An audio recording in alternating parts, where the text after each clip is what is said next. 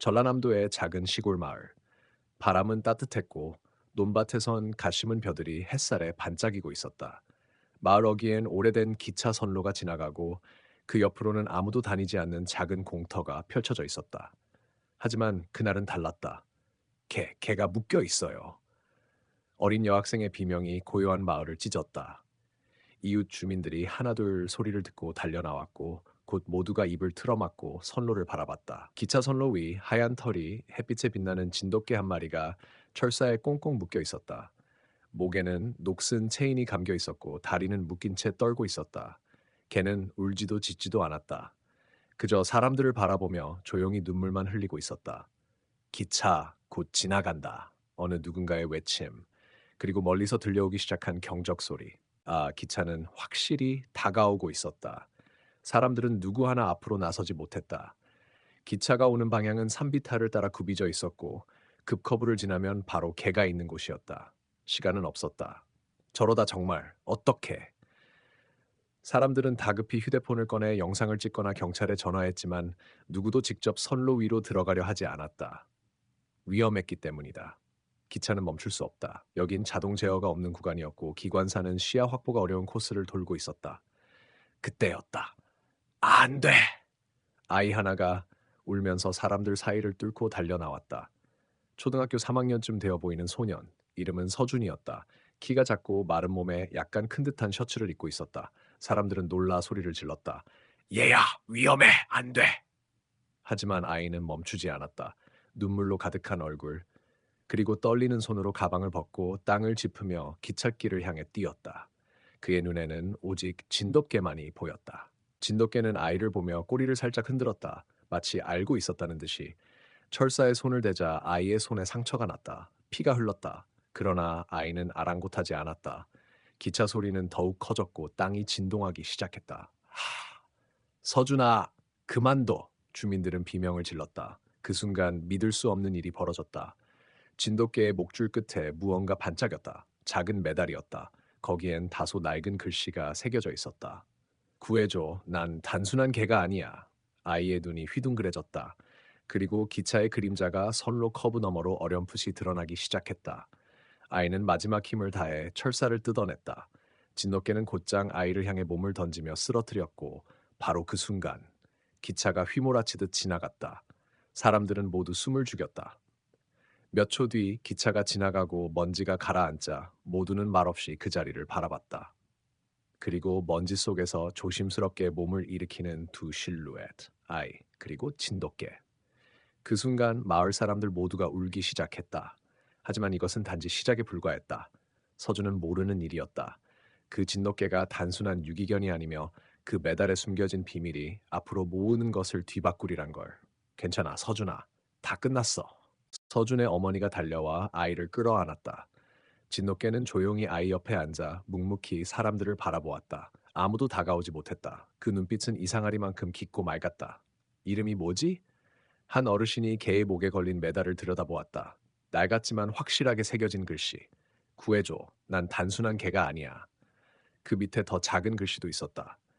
연구 대상 CE. 절대 접촉 금지. 실험 결과 92% 이상. 정부 승인 미완.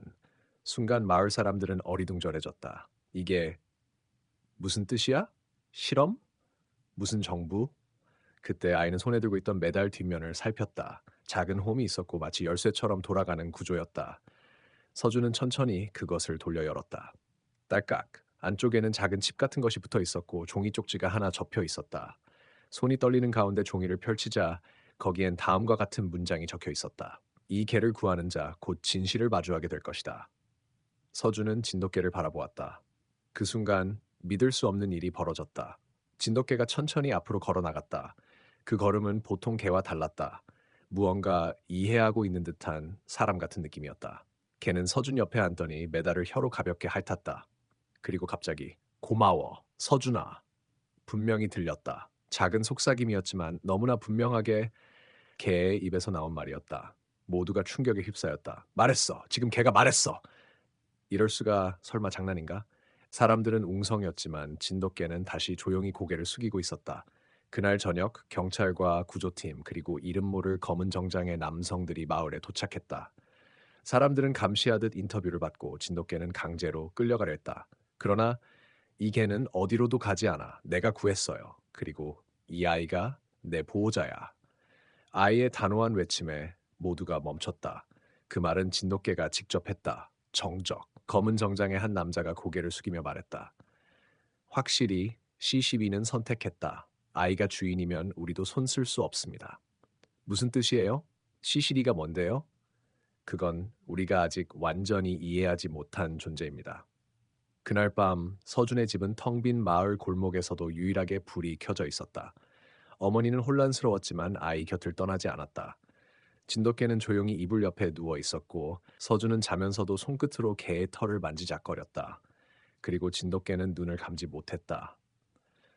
아주 오래전 실험실에서 도망친 그날 이후 처음으로 누군가를 진심으로 믿게 된 것이었다. 그러나 진정한 이야기는 이제 막 시작이었다. 그들의 앞에 나타날 더 큰 진실과 더 깊은 상처, 그리고 예상치 못한 만남들이 하나둘 다가오고 있었으니 밤새도록 서준은 진돗개 옆에서 잠들었다. 이름도 없는 이 특별한 개는 아이의 체온에 안기듯 조용히 누워 있었고 어머니는 조심스럽게 둘을 지켜보다 끝내 전등을 끄고 방문을 닫았다. 하지만 그날 밤 마을 외곽엔 낯선 기운이 흘렀다. 도시 한복판, 비밀리에 운영되던 연구소. C12가 발견됐다고요? 예. 예상대로 인간 아동과의 접촉을 통해 정신적 결합이 일어난 것으로 보입니다. 결국 활성화됐군. 거대한 스크린에 진돗개의 모습이 나타났다. 붉은 선으로 표시된 눈빛, 뇌파 활동, 심박수 데이터, 그리고 하단에는 적혀 있었다. 의식 공명 98, 4%. 지금 해소하지 않으면 더 이상 통제가 불가능할지도 모릅니다. 검은 정장의 남자는 전화기를 들었다. 1차 회수팀을 준비하라. 최대한 조용히. 아이에게는 손대지 말고 개만 확보해라.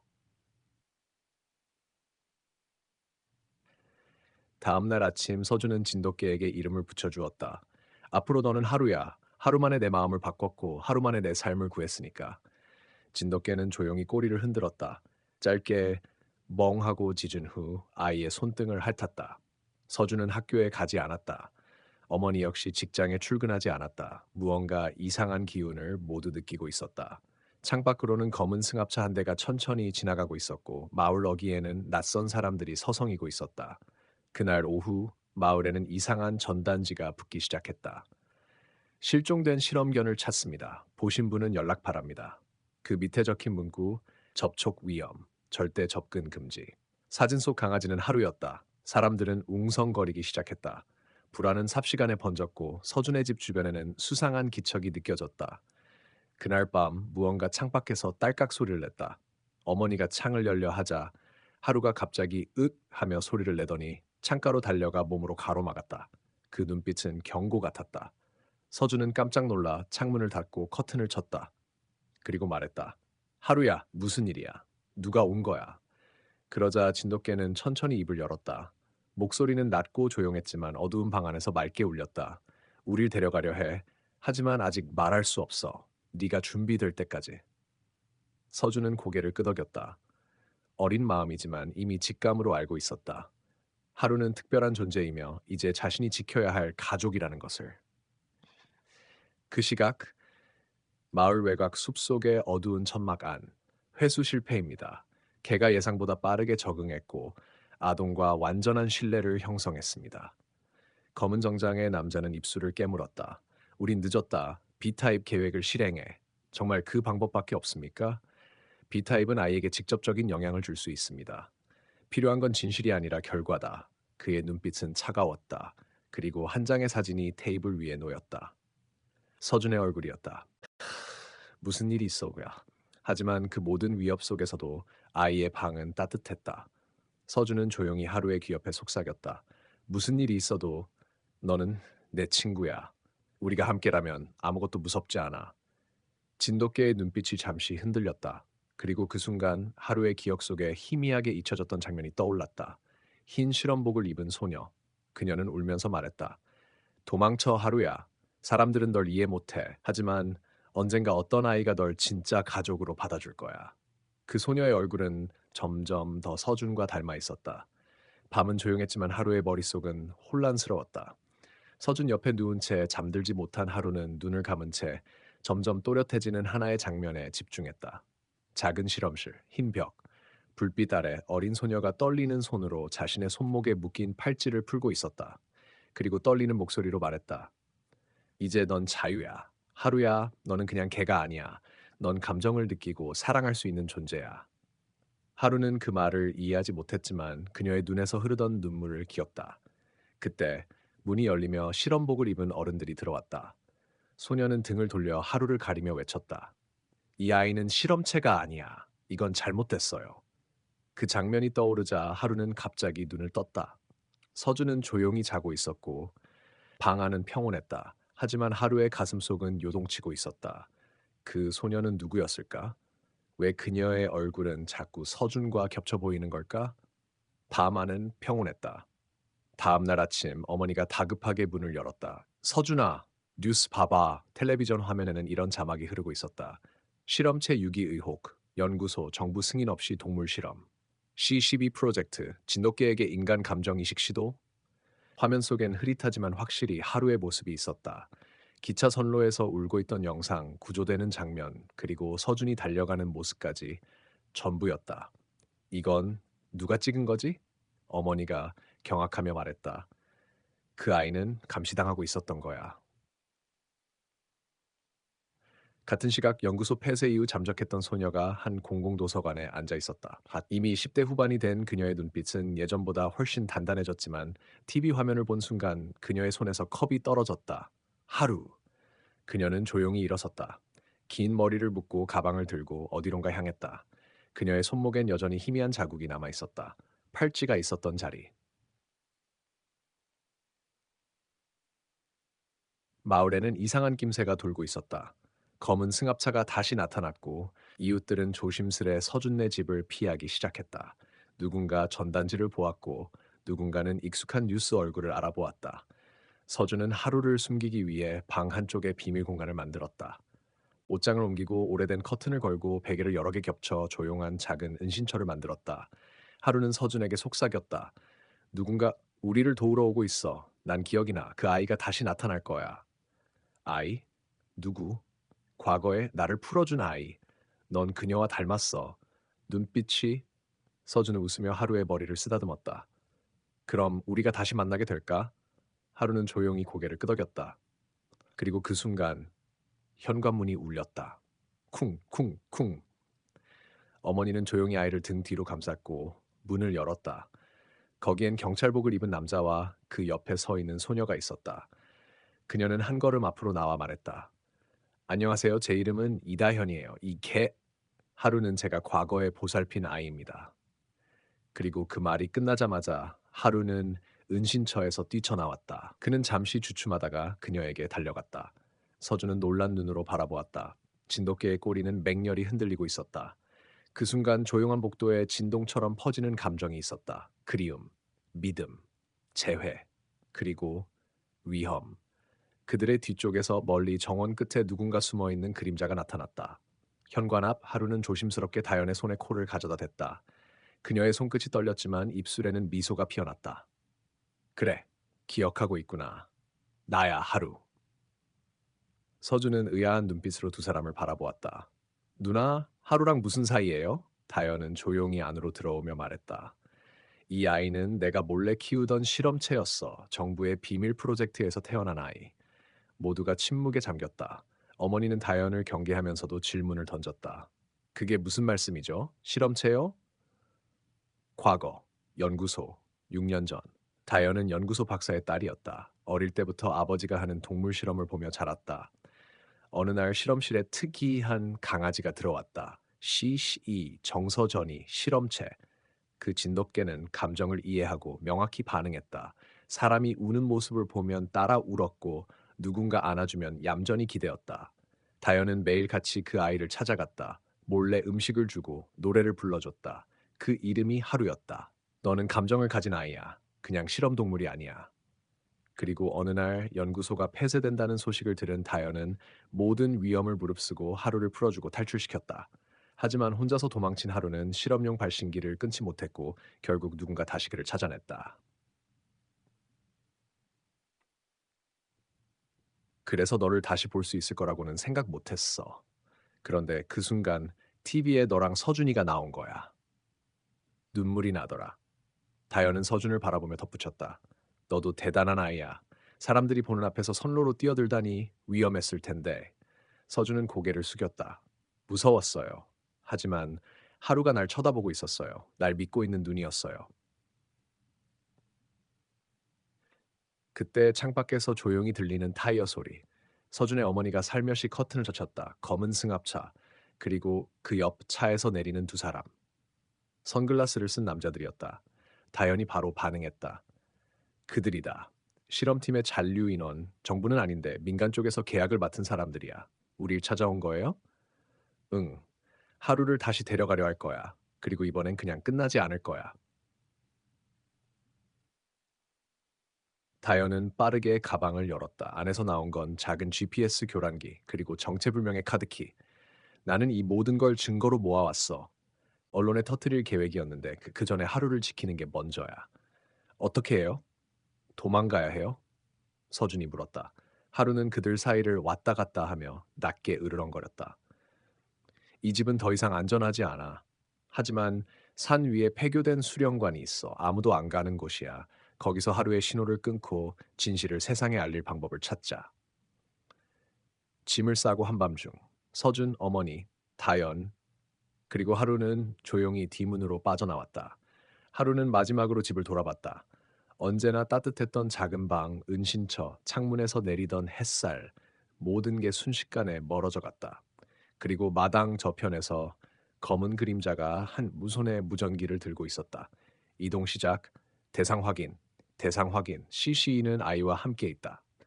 달빛 아래 한 줄기 바람이 불었다. 그리고 그 속을 뚫고 네 사람은 어둠을 향해 달리기 시작했다. 산속으로 이어지는 외길, 안개가 자욱한 새벽 4시, 낡은 폐교 건물이 언뜻 모습을 드러냈다. 여기가 수령관이에요?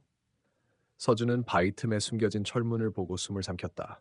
응, 옛날엔 산악훈련 장소였어. 지금은 아무도 안 오지. 다현은 전기키로 문을 열고 안으로 들어갔다. 내부는 먼지투성이었지만 기초 전기와 수도는 남아 있었다. 이 정도면 며칠은 버틸 수 있어. 서준이 묻자 다현은 노트북을 꺼내고 발신기 차단 장치를 하루의 목걸이에 연결했다. 이제부터 하루의 위치는 더 이상 추적당하지 않아. 그럼 우린 안전한 거예요? 서준이 묻자 다현은 잠시 망설인 듯 고개를 저었다. 그들은 단순한 추정만 하는 게 아니야. 그 실험엔 정부의 그림자 부서가 얽혀 있었고 민간 쪽으로 흘러나온 정보는 아직 통제되지 않았거든. 아, 그날 밤 모두가 잠든 사이 다현은 무전기를 꺼내고 누군가에게 암호로 메시지를 보냈다. 접속 완료. 현재 위치는 산 X 폐교. 오전 7시까지 증거 확보 예정. 그러나 그 장면을 몰래 지켜보는 눈이 있었다. 바로 서준. 바로 준. 다음 날 아침 하루는 산책을 나가자고 서준을 향해 짖었다. 서준은 조심스럽게 어머니와 다연을 피해 하루와 함께 뒤편 숲으로 향했다. 하루야, 우리 진짜 도망가는 게 맞는 걸까? 다연 누나는 뭔가 숨기고 있는 것 같아. 하루는 낑낑거리며 작은 언덕을 향해 끌었다. 그곳에는 부서진 안테나 기둥과 지하 입구가 있었다. 서준은 손전등을 켜고 안으로 들어갔다. 그리고 그곳에서 오래된 장부와 사진들을 발견했다. 사진 속에는 다연이 아버지와 함께 실험실 안에서 웃고 있는 모습이 있었다.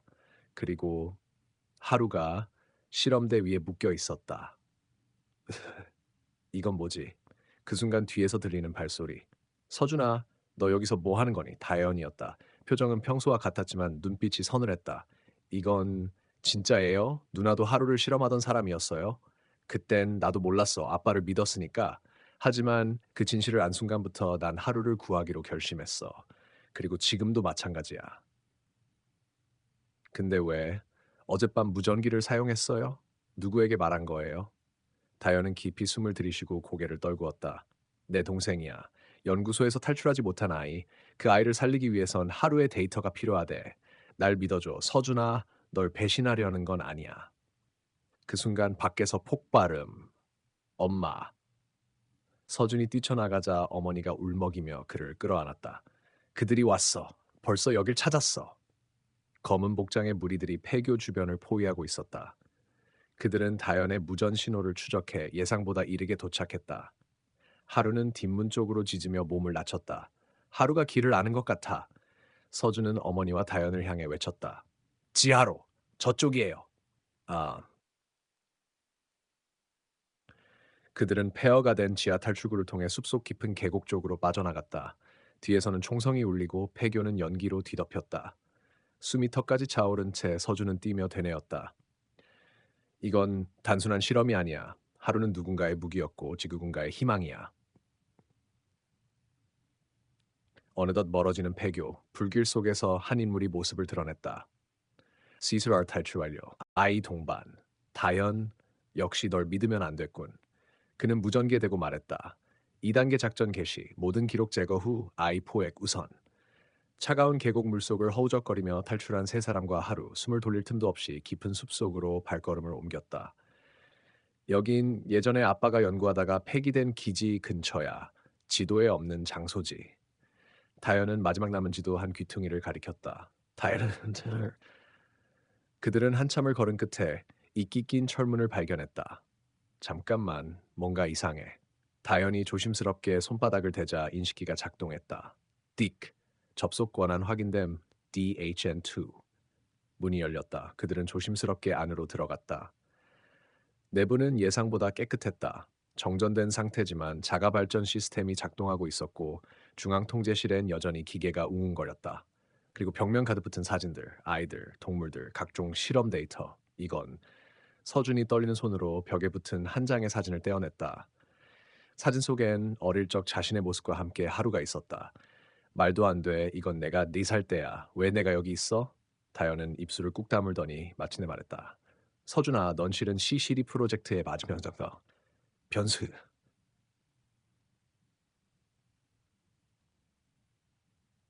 인간의 정서와 동물의 감흥을 연결해 감정 공유 생명체를 만드는 초지능 실험. 실패한 줄 알았던 그 프로젝트의 유일한 성공 사례가 바로 하루. 그리고 그의 유일한 공명 대상, 서준. 내 감정은 하루에게 그대로 전해졌고 하루는 내 슬픔과 기쁨을 기억해. 그 실험은 네가 4살이었을 때 종료됐지만 그 연결은 끊어지지 않았어. 그래서 하루는 나를 기억했던 거구나. 그래서 내가 나타나자 그렇게 반응했던 거야. 서준은 눈가가 붉어졌다. 그 실험은 실패가 아니었어. 그건 기적이었어. 하지만 그 기쁨도 잠시. 기지 안쪽에서 들리는 삐 하는 알람 소리. 자동 센서가 외부 신호를 감지한 것이다. 누군가 이 기지를 추적하고 있어. 이젠 여기서도 오래 못 버텨. 다현은 중앙 컴퓨터를 빠르게 해킹했다. 남은 자료를 모두 백업하고 내 동생 위치도 찾아야 해. 서준이 도왔다. 손끝은 떨렸지만 눈빛은 흔들리지 않았다. 그 순간 컴퓨터에 뜬 단 하나의 파일명 C2 마지막 연결 실험 기록 서준은 마우스를 클릭하려던 손을 멈췄다. 그걸 열면 다시 그 시간으로 돌아가는 거야. 다현이 조용히 고개를 끄덕였다. 하지만 진실을 피하면 하루도 너도 앞으로 나아갈 수 없어. 클릭. 화면에는 어린 서준이 울고 있는 모습, 그리고 옆에 앉은 하루. 하루는 서준의 눈물을 혀로 핥고 고개를 기울이며 슬픈 눈빛을 보낸다. 그 감정이 그대로 파형 그래프로 기록되어 있었다. 아이의 감정이 동물의 신경 반응과 연결되어 완벽한 공감으로 전송되는 순간 화면이 꺼졌다. 서준은 무언가 결심한 듯 말했다. 우린 도망만 칠 수 없어. 이제 우리가 진실을 드러내야 해. 다뤄졌은 그 순간 통제실 입구가 폭발했다. 검은 제복의 요원이 안으로 들이닥쳤다. 목표 확보, 아이 생포 우선. 서준은 재빨리 하루를 품에 안고 계단 아래로 달렸다. 다현은 노트북과 하드디스크를 챙겨 서준에게 외쳤다. 아, 계속 뛰어. 나는 다른 출구로 나아갈게. 누나. 그러나 그 순간 천장이 무너지며 서준과 하루는 지하 통로로 굴러 떨어졌다. 하루야 끝까지 여기 될 차례야. 어두운 물길 아래 작은 빛 한 줄기. 그 끝에서 서준은 숨을 헐떡이며 외쳤다. 하루야 끝까지 함께 가자. 이번엔 우리가 기적이 될 차례야. 하루는 작게 짖었다. 그리고 서준의 손에 얼굴을 부비며 눈을 감았다. 서준과 하루는 좁은 물길을 지나 한참을 헤맨 끝에 오래된 지하 터널의 끝에 도달했다. 이건 기차역? 낡은 역 플랫폼. 녹슨 간판에는 희미하게 하윤역이라 적혀 있었다. 이 마을 이름 전에 들어본 적 있어. 서준은 숨을 고르며 말했다. 뉴스에서 몇 년 전 주민 전원이 이주되었다고 했던 곳이야. 근데 진짜 이유는 아무도 몰랐지. 그때 역 안쪽에서 희미한 불빛이 비쳤다. 누구세요? 낡은 제복을 입은 노인이 나타났다. 여긴 일반인 출입 금지 구역인데. 그러나 하루가 조용히 다가가 노인의 손을 핥자 노인의 눈빛이 흔들렸다. 이게 혹시 CCE? 그 노인의 이름은 김희철. 과거 CCB 프로젝트의 기록 관리자였다. 그는 몰래 살아남은 데이터를 보호하며 이 마을에서 외부와 단절된 채 살아가고 있었다. 이 마을. 그냥 없어진 게 아니야. CCB 실험의 흔적을 숨기기 위해 정부가 통째로 이주시킨 거지. 의철은 벽장 안에서 하나의 박스를 꺼냈다. 이건 너희 아버지가 남긴 마지막 백업이야. 서준은 조심스럽게 상자를 열었다. 그 안엔 VH 테이프와 수첩 그리고 익숙한 손글씨 메모. 만약 이 실험이 실패로 끝난다면 아이와 개를 다시 연결하라. 진짜 기적은 감정 속에 있다. 그때 마을 바깥에서 들려오는 차량 소리, 드론이 상공을 맴돌고 스피커가 울린다. 주민들에게 고함. 이 구역은 격리 예정입니다. 모든 인원은 즉시 응답하랍니다. 의철은 조용히 말했다. 너희는 지금 선택해야 해. 도망칠 것인가 아니면 세상의 진실을 밝힐 것인가. 서준은 하루를 꼭 안았다. 이젠 숨지 않겠어요. 우리 목소리를 세상에 들리게 할 거예요.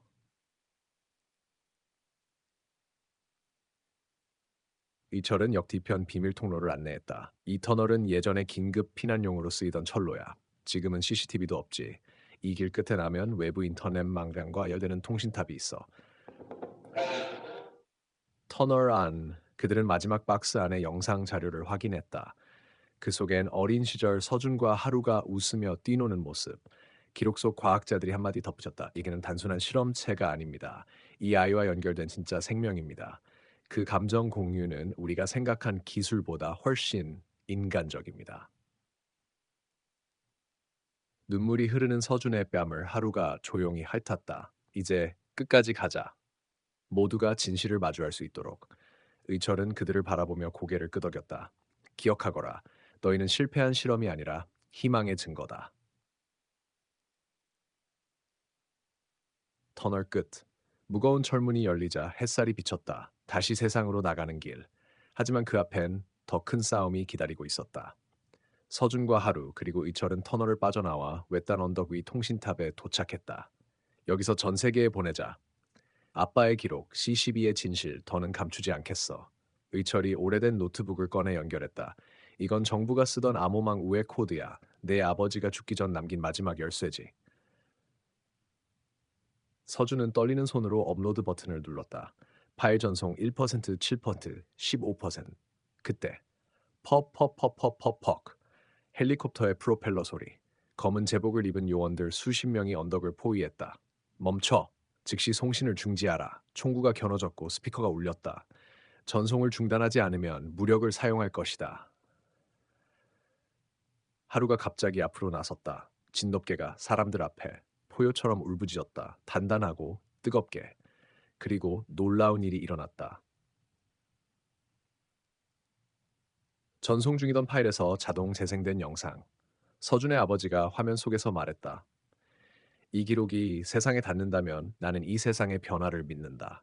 그 영상엔 아버지와 진돗개들 사이의 실험 장면, 아이들과의 교감, 그리고 정부 문서의 진실이 담겨 있었다. 현장에 있던 한 요원이 속삭였다. 진짜였어. 다. 순간 누군가 총을 쐈다. 탕. 서준이 몸을 날려 하루를 감싸며 쓰러졌다. 서준아. 피가 흘렀다. 모두가 숨을 멈춘 순간. 하지만 총알은 그를 스치고 지나갔다. 놀랍게도 옆에 있던 요원이 총을 위로 향하게 한 것이었. 우리는 국민을 위해 존재하지 않았나? 진실을 지켜야 해. 그의 제복에 박힌 이름표 정도윤. 정도윤 요원은 상관을 향해 총을 겨누었다. 이젠 끝내야 할 때입니다. 그 순간 파일 전송 완료. 100%전 세계의 뉴스 포털, SNS, 커뮤니티의 C12 프로젝트의 진실이 실시간으로 퍼지기 시작했다. 정부가 감추려 한 진실, 아이와 개가 만들어낸 기적의 기록. 몇 분 뒤 상공에서 방송국 드론이 도착했고 기자들의 생중계가 시작됐다. 하루는 조용히 서준 옆에 누워 그의 손을 핥았다. 괜찮아, 우리 해냈어. 서준은 미소 지으며 말했다. 우리의 목소리는 이제 절대 사라지지 않아.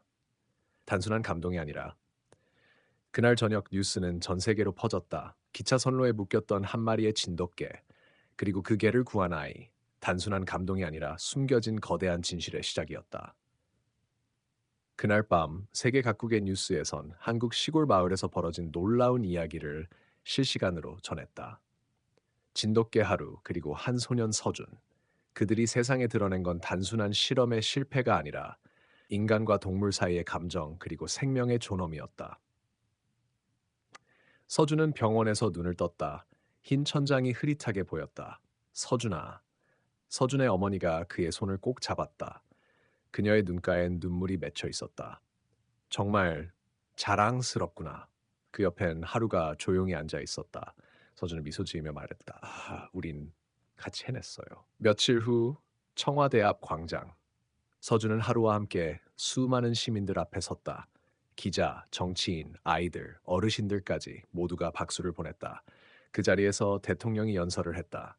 오늘 우리는 한 소년과 한 진돗개에게서 이끌은 인간의 용기와 순수를 보았습니다. 그는 서준의 손을 들어 올렸다. 이 아이는 과학의 피해자가 아니라 진실을 지켜낸 증인입니다. 이후 정부는 C12 프로젝트 관련자를 조사했고 책임자들은 공식적으로 사과했다. 트럭노제이 제보로 들려드리는 할아버지의 인터넷 쪽에 도로 사랑했구나. 그리고 의철 할아버지의 제보로 기억에서 지워진 하윤마 하나둘씩 세상 앞에 나타나 자신들의 이야기를 증언했다. 1년 후 서준은 진돗개 보호센터의 홍보대사가 되었다. 하루는 그곳의 상징으로 아이들과 함께 뛰어놀았다. 전국 각지에서 학대받던 개들이 구조되었고 서준법이라는 동물보호 강화법이 제정되었다. 어느 날 작은 마을 도서관에서 한 아이가 손을 들었다. 서준형, 하루랑 정말 말이 통해요? 서준은 웃으며 고개를 끄덕였다. 말로 하는 건 아니지만 마음으로는 누구보다 선명하게 들려. 그 순간 하루가 조용히 꼬리를 흔들며 아이 곁으로 다가갔다. 아이는 눈이 커졌다. 정말 전해졌나 봐요. 급한테 도서관 벽 한편엔 커다란 액자가 걸려 있었다. 기차 선로의 기적, 서준과 하루가 함께 찍은 사진 밑엔 이 문구가 적혀 있었다. 두려움 앞에서도 멈추지 않은 마음이 세상을 바꾼다.